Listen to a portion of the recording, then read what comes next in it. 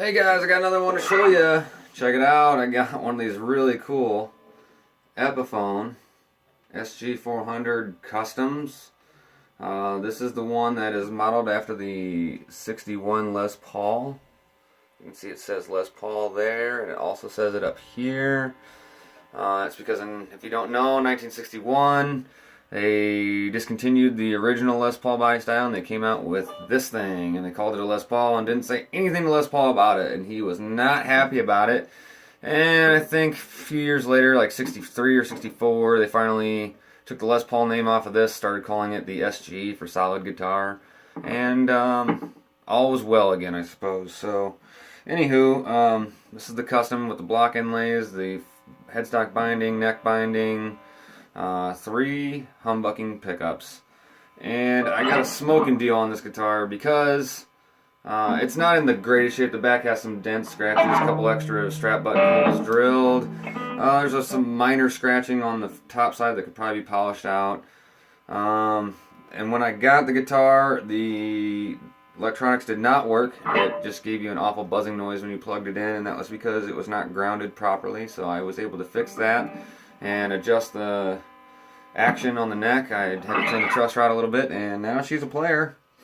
But somebody's gone through and completely rewired this guitar, and I don't think they really knew exactly what they were doing, and so it kind of works. I don't think it works like it's supposed to, but it does work. So I'll give you what it sounds like now. At some point in time, I want to rewire this guitar. I'm probably going to get 3 different humbuckers that have the 4-lead wire. I want to triple tap this thing and just be all out crazy with the electronics like I usually do.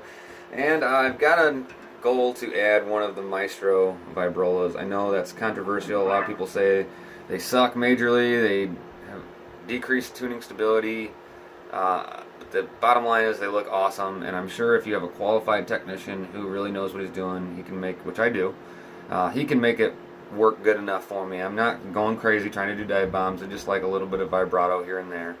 So anyway, let's get to the sounds.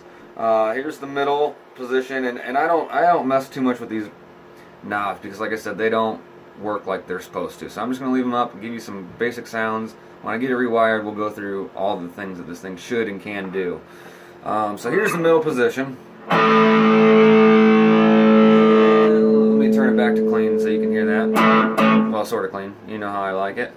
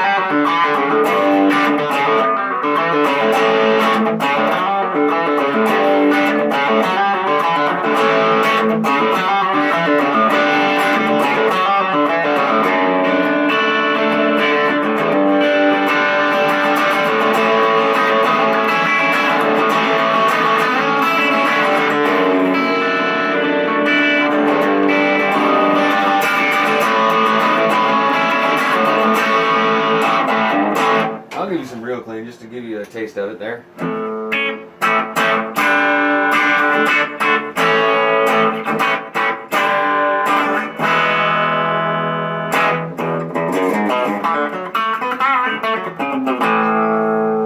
Alright, enough of that.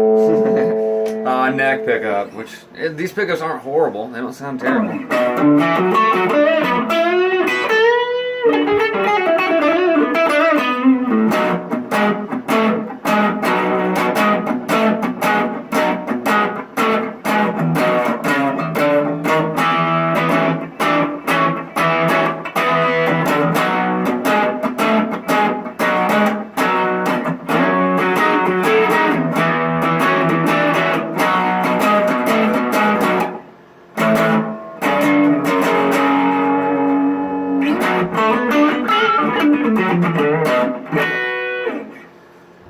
so there's that. Let's get some dirties in quick. Neck dirties.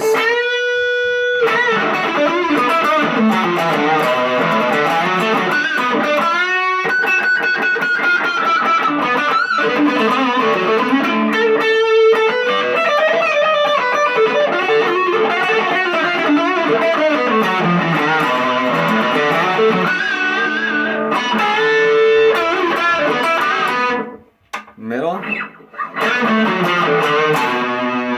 Sounds kind of similar with that much dirt on it.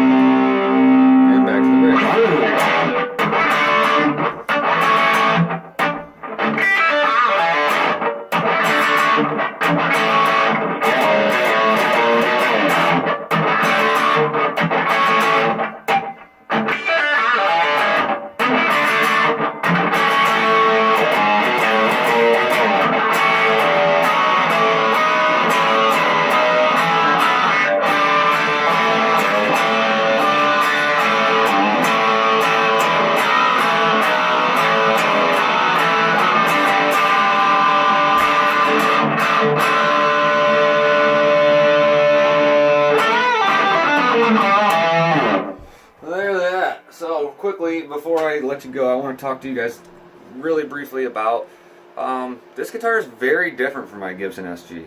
Very different. And one of the biggest things I notice is that you can see the horn comes up here right up to the 22nd fret. So that gives you a lot of access up here. I think that might be like the more vintage style heel joint there, and I don't know if that makes it a little more susceptible to crackage. I'm going to take good care of it, so I'm not worried about that. But I'll show you my Gibson really quickly just for reference. Sitting right here, and you can see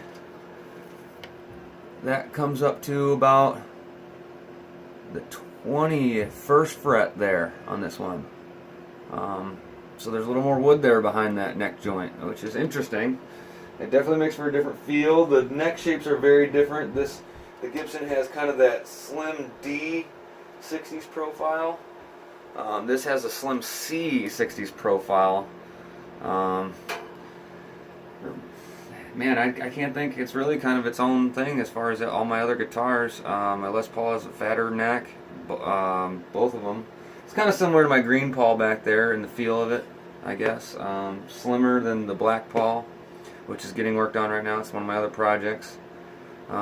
Just something I thought you guys might find interesting, that this neck profile is very different from the Gibson that I have. So anyway, thanks for watching, guys. There it is. Gibson Epiphone SG 400 Custom. In the rare black, by the way, too. These usually come in ivory, and you don't usually see them in black, so I grabbed it up when I could. So thanks for watching, guys. Like, subscribe, hit the bell button for notifications, share, all that good stuff. And please comment, let me know what you want to hear. If you want to hear some comparisons, I should have more content coming. I'm going to do a Strat off one of these days when I get my Silvertone Strat done. That's another project I'm working on. I'm getting close. So look forward to that. And thanks for watching, guys. Rock on. Peace out. See you next time. Later.